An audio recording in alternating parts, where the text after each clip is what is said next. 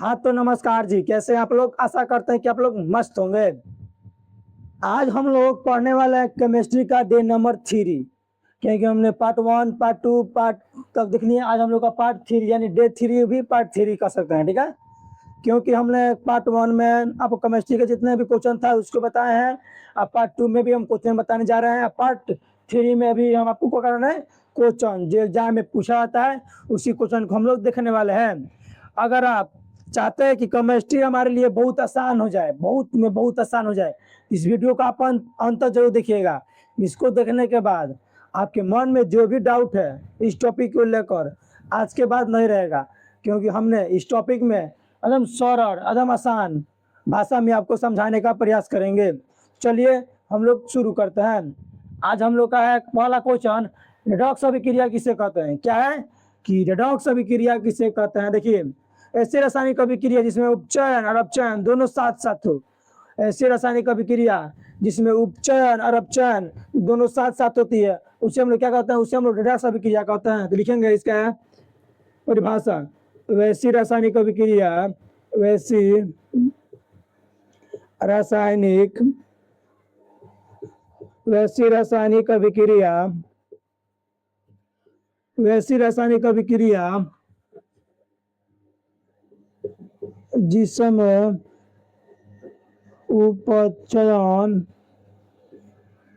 उपचयन और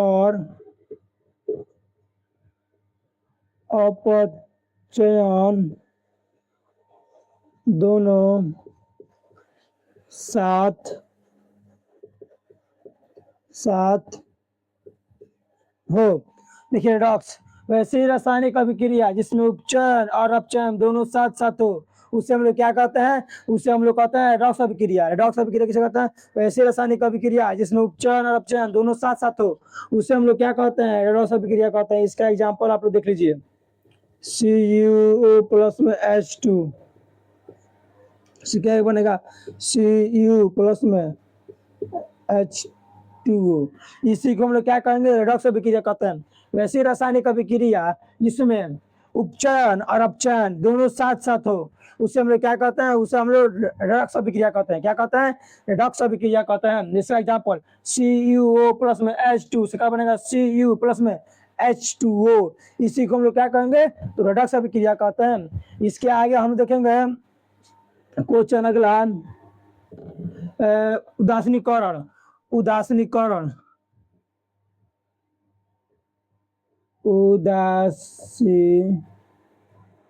नहीं, उदासीनीकरण नहीं होगा। हम लोग पढ़ा देखिए रेडॉक्स अभिक्रिया। अब इसके आगे हम लोग देखने वाले हैं क्वेश्चन, हम लोग का बहुत आसान होने वाला है। हम लोग अगला क्वेश्चन है विस्थापन। क्या है अगला क्वेश्चन हम लोग का, विस्थापन या एकल विस्थापन, विस्थापन या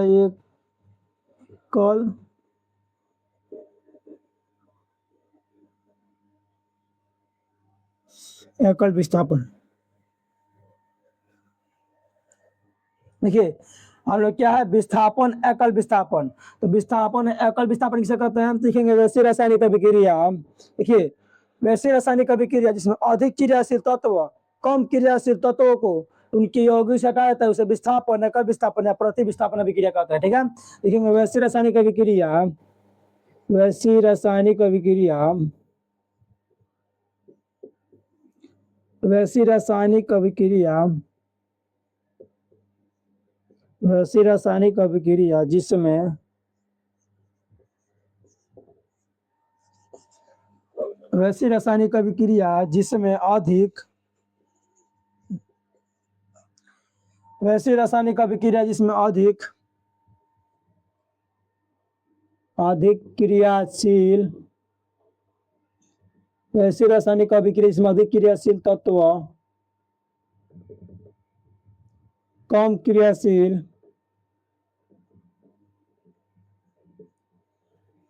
वैसी रासायनिक अभिक्रिया जिसमें अधिक क्रियाशील तत्व कम क्रियाशील तत्वों को उनके यौगिक से हटा देता है, हटा देता है। वैसी रासायनिक अभिक्रिया इसमें अधिक क्रियाशील तत्व कम क्रियाशील तत्वों को उनकी यौगिक से क्या करता है, हटा देता है, हटा देता है। उसे क्या कहते हैं, उसे विस्थापन एकल विस्थापन अभिक्रिया कहते हैं। जैसे इसका एग्जाम्पल देख लीजिए, CuSO4 प्लस में Fe, तो क्या बनेगा, FeSO4 प्लस में Cu। हम लोग क्या हो जाएगा, विस्थापन। विस्थापन का एग्जाम्पल लिख लीजिए। देखिए हम लोग क्या देखे, पढ़ लिखे रेडॉक्स, वैसे रासायनिक अभिक्रिया जिसमें उपचरण अपचरण दोनों साथ साथ हो उसे रेडॉक्स अभिक्रिया कहते हैं। अब विस्थापन वैसे रासायनिक अभिक्रिया जिसमें अधिक क्रियाशील तत्व कम क्रियाशील तत्वों को उनके यौगिक से हटा देता है उसे विस्थापन एकल विस्थापन अभिक्रिया कहते हैं। चलिए आप लोग इसका स्क्रीनशॉट ले लीजिए। अब हम इसके आगे देखेंगे क्वेश्चन, ठीक है। चलिए आप लोग इसका स्क्रीनशॉट ले लिए होंगे। अब हम इसके आगे क्वेश्चन चलते हैं, ठीक है। तो चलिए बिना टाइम वेस्ट किए हम लोग आगे बढ़ते हैं।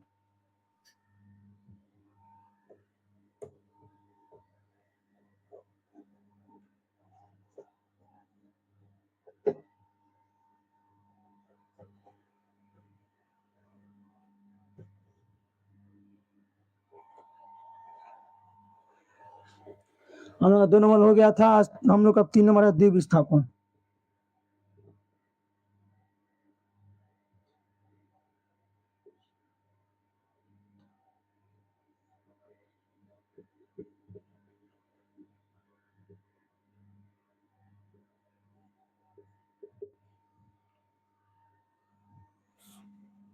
देखिए द्विब विस्थापन अभिक्रिया किसे कहते हैं, इसमें आयनों के आदान प्रदान से होने वाली अभिक्रिया को द्विब विस्थापन अभिक्रिया कहते हैं। आयनों के आदान प्रदान से होने वाली अभिक्रिया को क्या कहते हैं, द्विब विस्थापन अभिक्रिया कहते हैं। लिखेंगे आयनों के आदान प्रदान से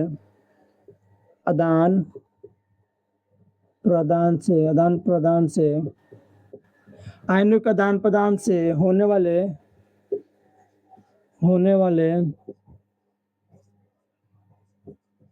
अभिक्रिया को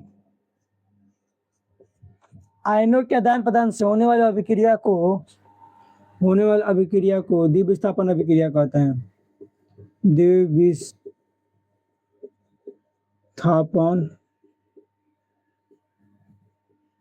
विस्थापन अभिक्रिया कहते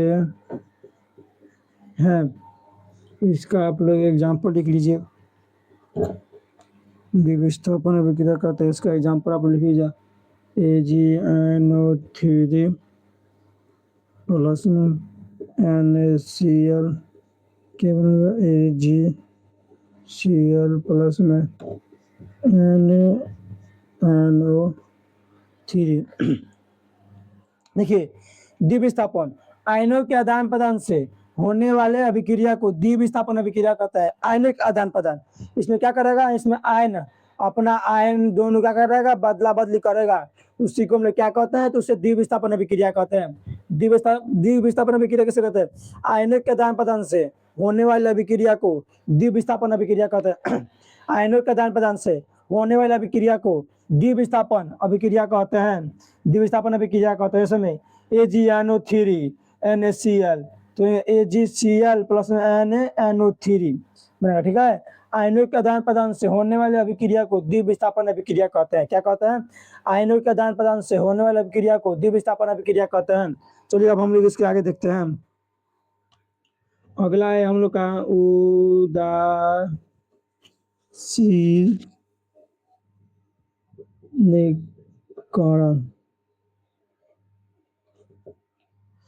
उदासीनीकरण किसे कहते हैं, उदासीनीकरण किसे कहते हैं, वैसे रासायनिक अभिक्रिया इसमें अम्ल और क्षार दोनों मिलकर लवण एवं जल बनाता है, उसे क्या कहते हैं, उसे उदासीनीकरण अभिक्रिया कहते हैं। वैसे रासायनिक अभिक्रिया इसमें अम्ल और क्षार दोनों आपस में मिलकर लवण एवं जल बनाता है, उसे हम लोग क्या कहते हैं, उसे हम लोग उदासीनीकरण अभिक्रिया कहते हैं। तो लिखेंगे वैसी रासायनिक अभिक्रिया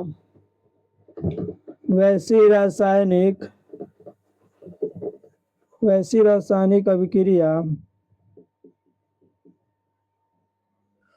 रासायनिक अभिक्रिया जिसमें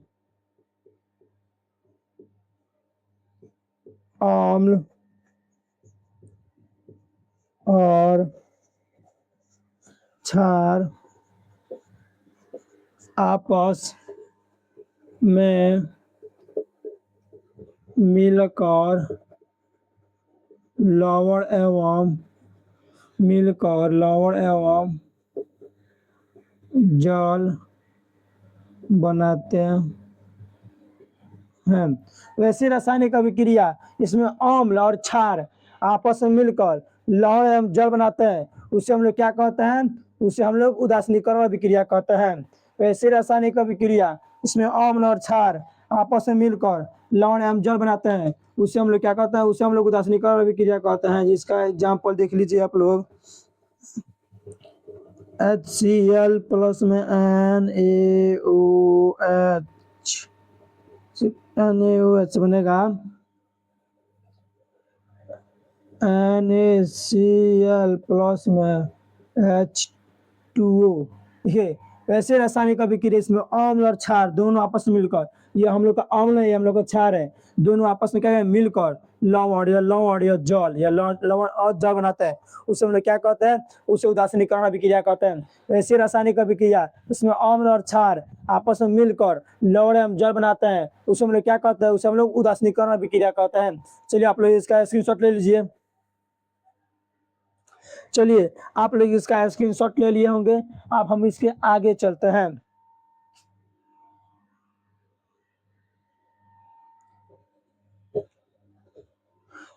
वीडियो समझ में आ रहा है तो चैनल को लाइक कीजिए, दोस्तों में शेयर कीजिए।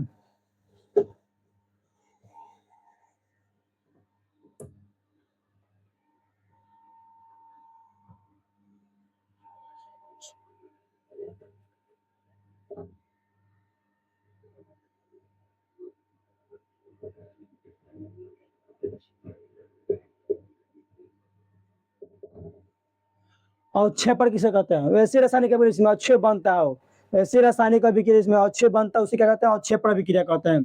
लिखेंगे वैसी रासायनिक अभिक्रिया,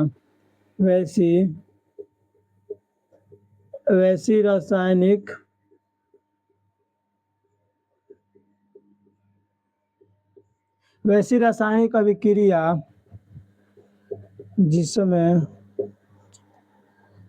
वैसे में अवक्षेप बनता हो, अवक्षेप बनता हो कामा उसे अवक्षेपण अभिक्रिया कहते हैं। अवक्षेपण अभिक्रिया कहते हैं। वैसी देखिए वैसी रासायनिक अभिक्रिया जिसमें अवक्षेप बनता हो उसे अवक्षेपण अभिक्रिया कहते हैं। जैसे में एग्जाम्पल में इसका देख लीजिए आप लोग। NaCl प्लस में AgNO3, AgCl प्लस में NaNO3। देखिए वैसे रासायनिक अभिक्रिया इसमें अवक्षेप बनता हो उसे अवक्षेपण कहते हैं। वैसी रासायनिक अभिक्रिया इसमें अवक्षेप बनता है उसे हम क्या कहते हैं? उसे अवक्षेपण अभिक्रिया कहते हैं। ऐसे में NaCl AgNO3 इससे क्या बनेगा? AgCl प्लस में NaNO3। इसी को हम लोग क्या कहते हैं? इसी को हम लोग क्या कहते हैं? अवक्षेपण अभिक्रिया कहते हैं। वैसी रासायनिक अभिक्रिया इसमें अवक्षेप बनता हो उसे अवक्षेपण अभिक्रिया कहते हैं। वैसी रासायनिक अभिक्रिया इसमें अवक्षेप बनता हो उसे अवक्षेपण अभिक्रिया कहते हैं। चलिए अब आज हम लोग वीडियो यहीं तक एंड करते हैं। इसके अगले वीडियो में हम कल आएंगे, ठीक है? ये वीडियो अच्छा लगे तो चैनल को सब्सक्राइब कीजिए, दोस्तों में शेयर कीजिए, एक अच्छा सा कमेंट कीजिए, लाइक कीजिए। मिलते हैं एक नए वीडियो में, तब तक के लिए जय हिंद।